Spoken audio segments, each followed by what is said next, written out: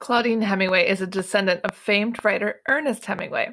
We bumped into each other at a party and decided to team up and dive deep into French history, but with a twist, by bringing a spotlight to those lesser-known creatives in France.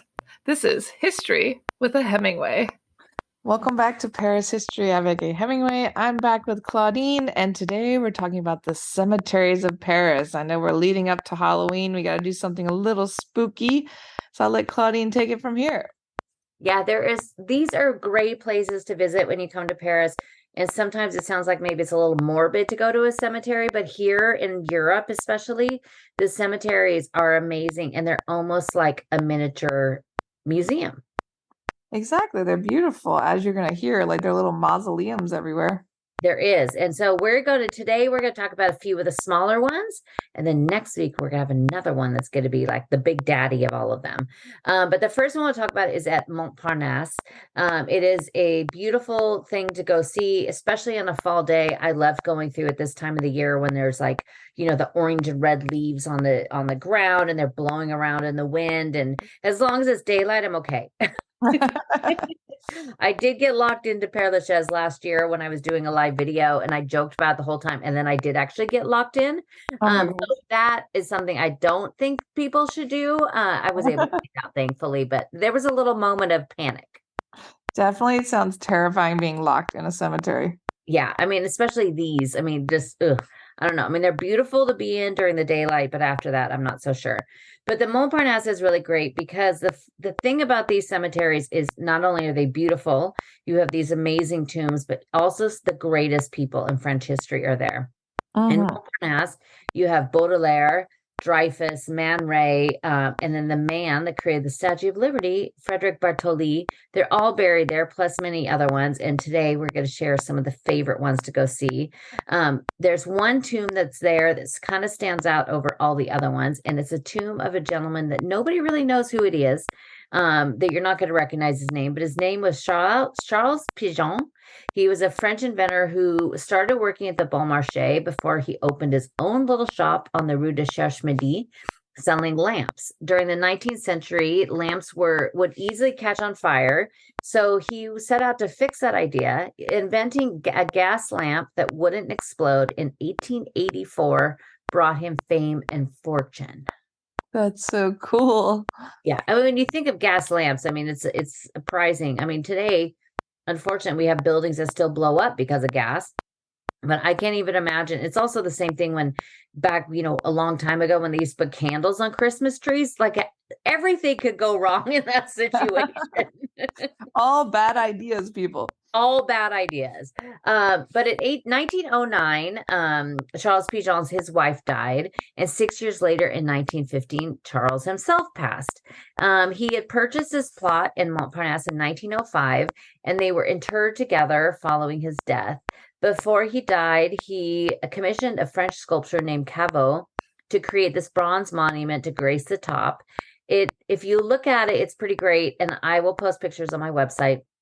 But it has his wife on her deathbed. She's clutching a bouquet of flowers while Charles props himself up on the bed with pen and paper. And it's like he is coming up with a new invention, but he's writing her last words or pledging his love to her one last time. But we never know. Above their head is an angel watching over them, holding one of his very famous Pigeon lamps. Their eternal love is rather sweet, captured in bronze, and tells the story of a man we would maybe never know if it wasn't for his fantastic little monument. I just love, like, they put so many details into the monuments, right? Like, about their lives. Yeah. And it's like, I love the ones where, I guess maybe it's a little creepy if you thought about it, but there's so many of them that they do this out of bronze, and it's like the person, like it's their full size body laying on top of it. It's just, there's something kind of sweet about it. It's the Montparnasse is broken up into two cemeteries. There's the very large one, and then there's the Petit Cemetery. And it has some of the same numbers. And the first time I went there, I was trying to find this one and also Bartholdi. And I was just running around in circles and I couldn't figure it out. And I got so frustrated, but I didn't realize that there was this whole other side of it. So Pigeon is in the Petit Cemetery in Division 22. And when it comes to all these cemeteries, most of them just have a huge plaque when you walk in the entrances, and they'll have a sign with kind of shows you the layout. And then it will have like a list of some notable people you might be looking for, and it'll say what division they're in. What's a good thing to do there is to take a picture of it and have it on your phone and then use it as you're walking through. There are some like Père Lachaise that we'll talk about next week. You could go online and download a map in advance. These cemeteries are laid out and some of them are really confusing. And so it's kind of fun just to go through and just walk through and just see what you find, because they are kind of confusing to do, even following a map. Yeah, you definitely need like a little help getting through there. Yeah, and hopefully I've had a lot of people ask me, I need to start doing some tours of these, but I need to go in and really get the lay of the land. Yeah, definitely. So we don't go in there and get lost and locked in. Exactly. Frederic Auguste Bartholdi is the one gentleman that many Americans may know, because he is the one that created the Statue of Liberty. He lays to rest there in Montparnasse. He was originally born in Colmar, France, and he was inspired to create large statues after he visited Egypt. He first created a statue of a woman holding a flame for the construction of the Suez Canal. She was going to be liberty lighting the world. And when he offered this to the people building the Suez Canal, they're like, yeah, no, so not so much. No, thank you. And so years later, when we did, I think like a year or so ago, one all about the Statue of Liberty. And when it came up later that they wanted to do something as a gift to America to Mary Todd Lincoln as a thanks for her husband, it came up that he said, hey, I've got this idea of this statue. And so that's what they proposed. Today you could find 7 versions of the statue within Paris. It used to be 8, but one of them right now is in Washington, D.C. But his tomb is topped with a bronze flying angel that he created himself. And he is also in the Petite Cemetery in the division of 28. He's all over the place, this guy. He is all over the place, but there is a very small version of Statue of Liberty on the next tomb that's not his, and it's the one of Cesare Baltazzini. He was a French sculptor who used leftover and discarded metal to create large-scale pieces. His name is also given to the French Oscars. The César Award is the award he actually created himself, the physical award that they get, much like the Oscars. You could see his work all over Paris. But most notably on the Rue de Cherche-Midi, steps away from the wonderful Paulin Bakery.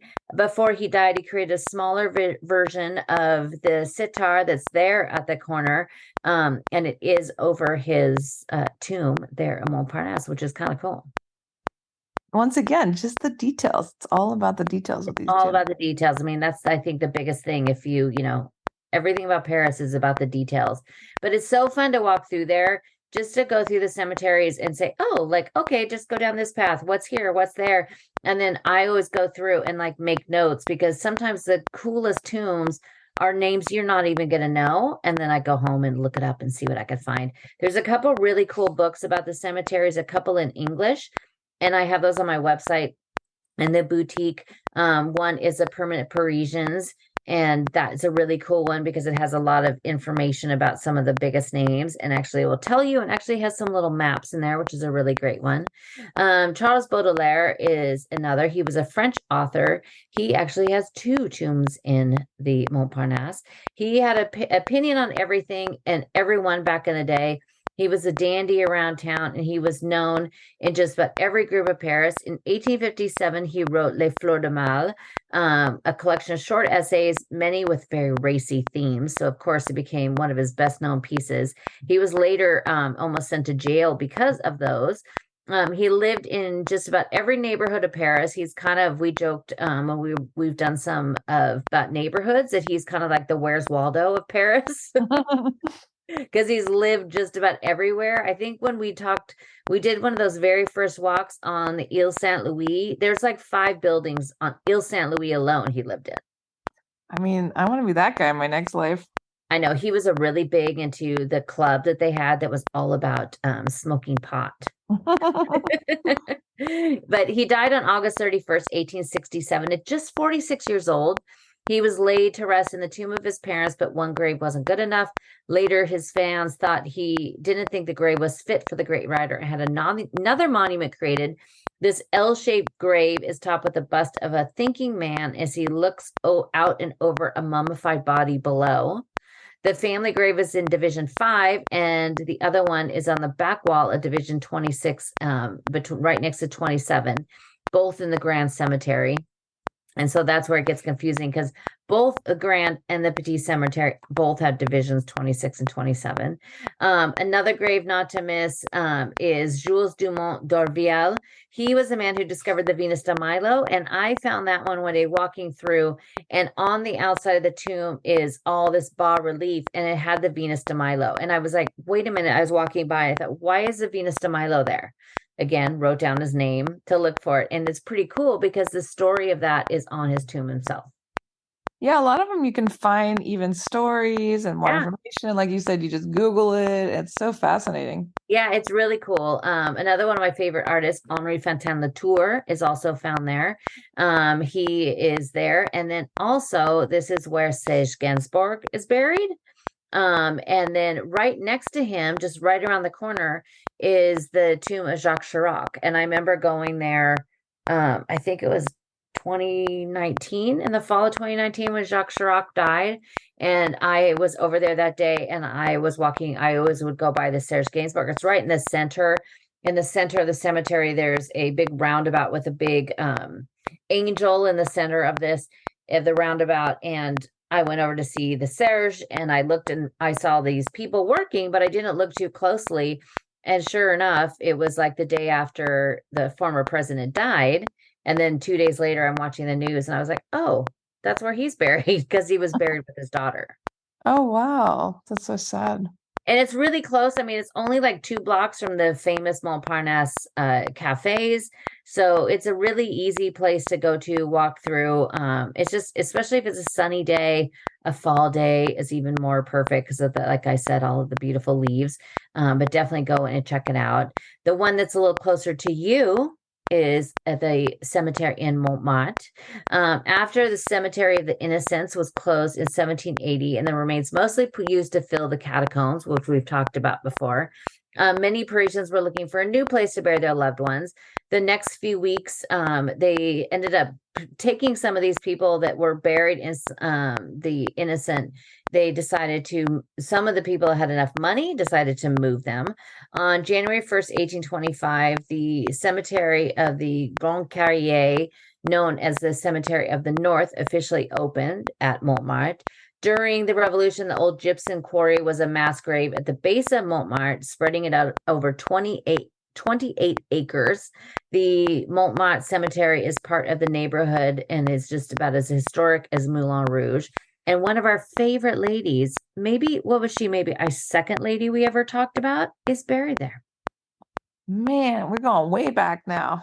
Way back. And you know her as the French, well, the European Cher, we'll call her. The Italian-Egyptian singer known as Dalida moved to Paris and became an international star. Sadly, her life was filled with tragedy, including her own.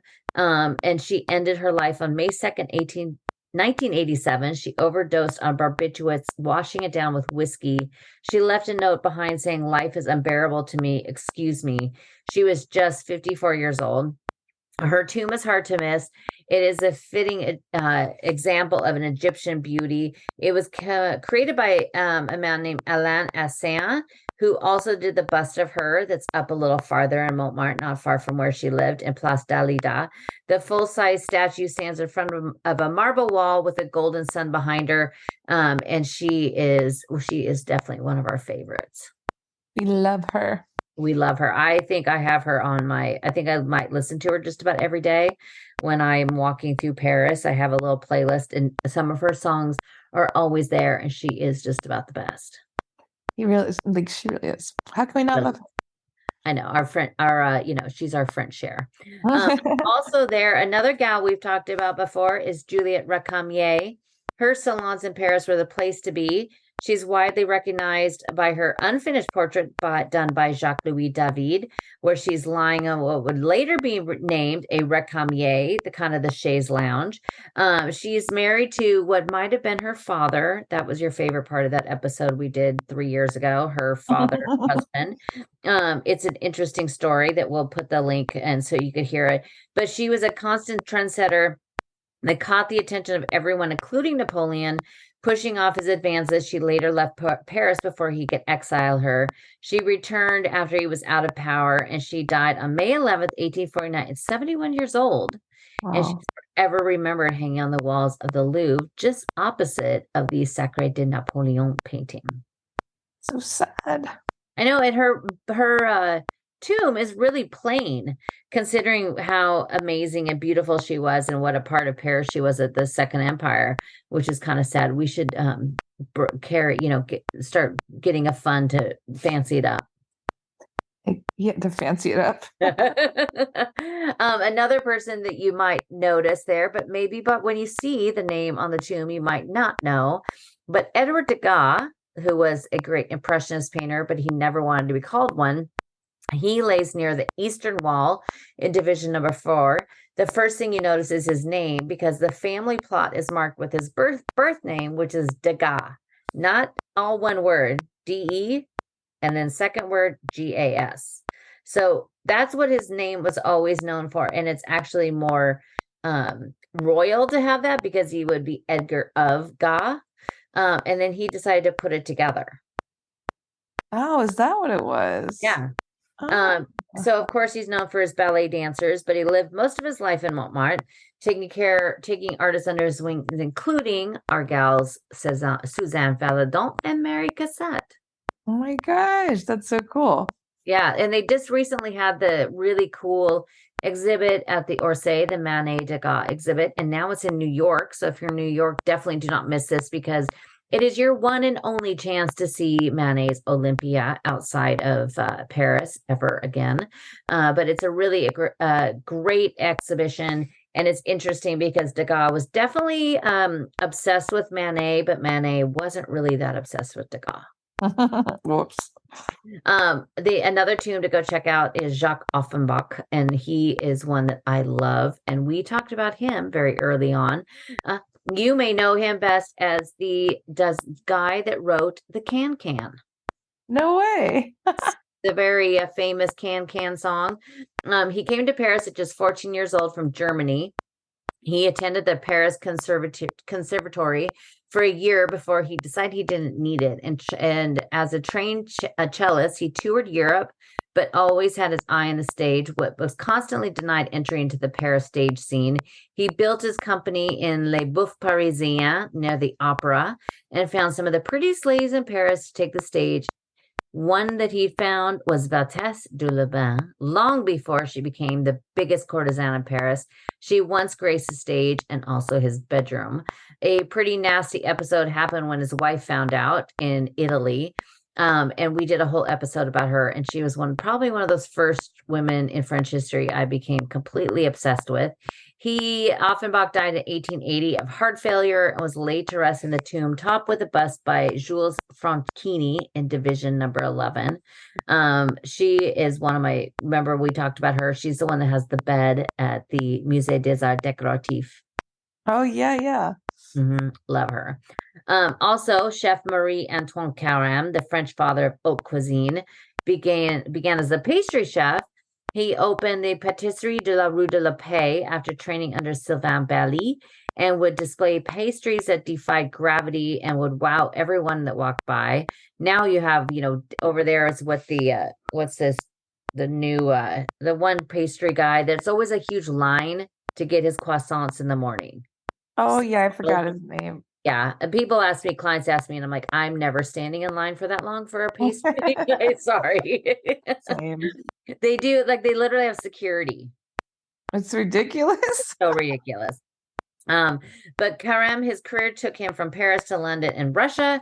Returning to Paris, he died at 48 and was entered here at Montmartre. And maybe you should stop by and leave him a little pastry. Hey, it's a great idea. Good idea. Also, another one that I love, Theodore Chassereau. He was a French romantic painter that was heavily influenced by my guy Eugène Delacroix. He was before that influenced by Ingres, but then once he found Delacroix, just like I did, you don't look back. He died at just 37 years old. It's very sad. He has a room in the Louvre that's dedicated to his pieces, and a room away from the Delacroix room, which also has an entire wall dedicated to Chassereau. And he just lived there on the Rue des Martyrs, is where he Okay. died. So very close to you. And one last tomb there to go check out is a tomb dedicated to Émile Zola in Division 19. It's kind of in the middle of the roundabout. It's topped with a bust of the writer with some pretty fantastic hair. He looks over his family that lay at rest in a red marble tomb. But Zola was moved out of there into the Pantheon in 1908. A friend and supporter of Manet, but best known for his involvement in the Dreyfus affair, causing him to flee France for a time. Zola died on September 29th, 1902, from carbon monoxide poisoning.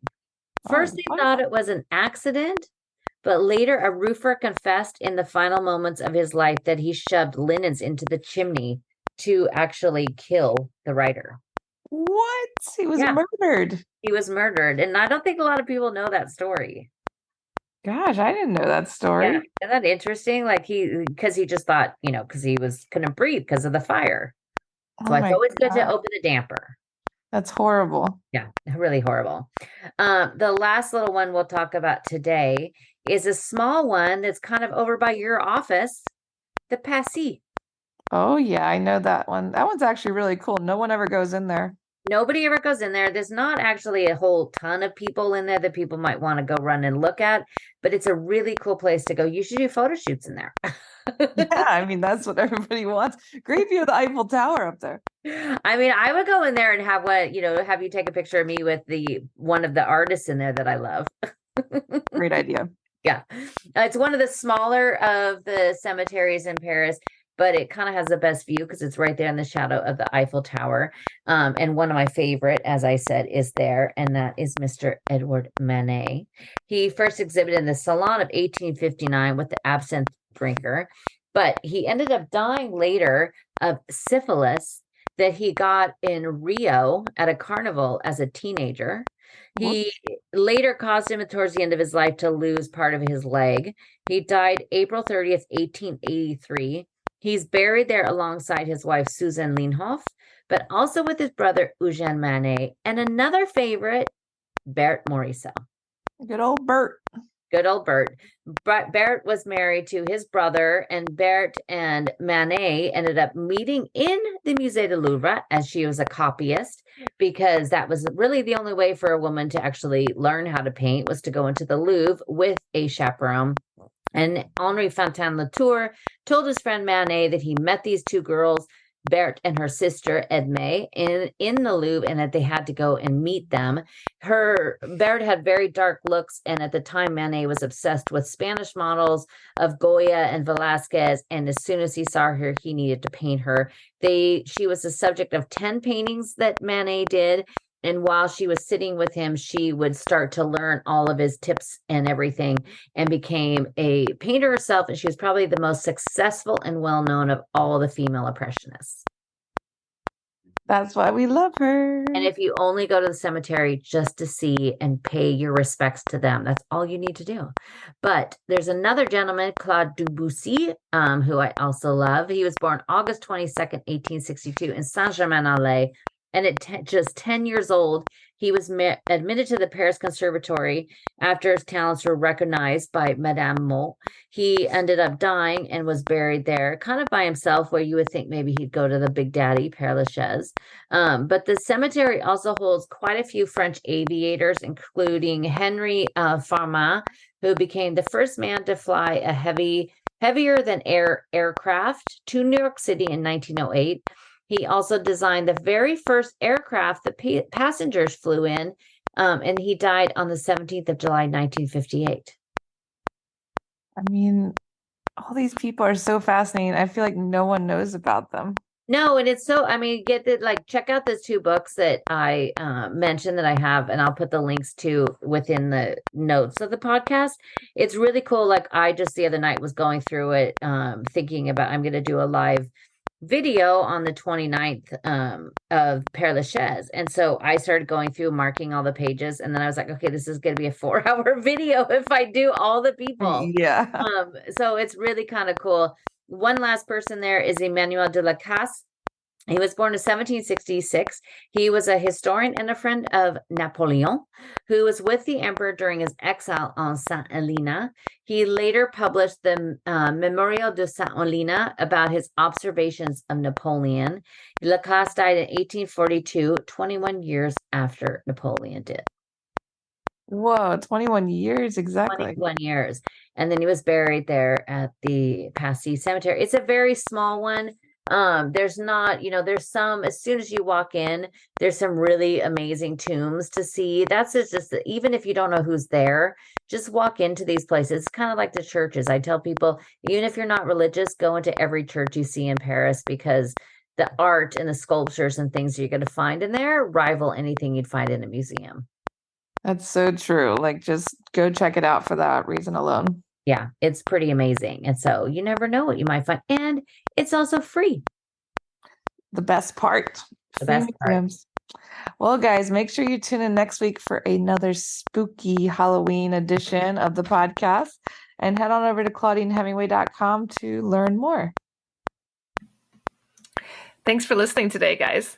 If you're interested in learning more about Claudine, her tours, history, and the beautiful photographs that she posts all over Instagram, tune into her website, ClaudineHemingway.com.